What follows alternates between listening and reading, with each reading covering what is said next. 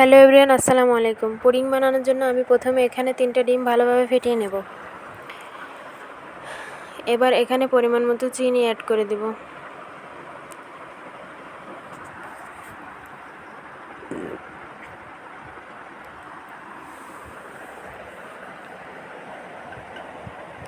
আবারও ভালোভাবে ফেটিয়ে নেব।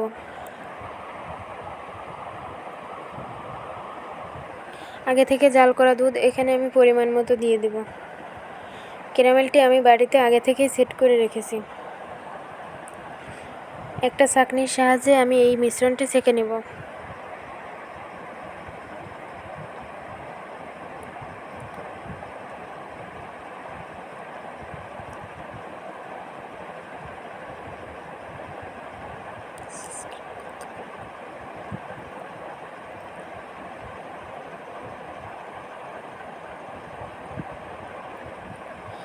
গ্যাসের চুলায় একটি ফ্যান বসিয়ে আমি বাটির ঢাকনা দিয়ে বাটিটি দিয়ে দেব।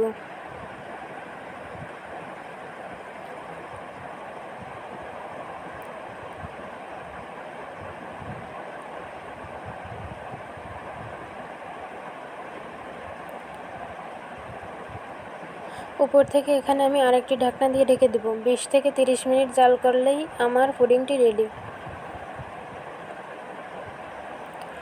ভিডিওটি ভালো লাগলে সাবস্ক্রাইব করতে ভুলবেন না।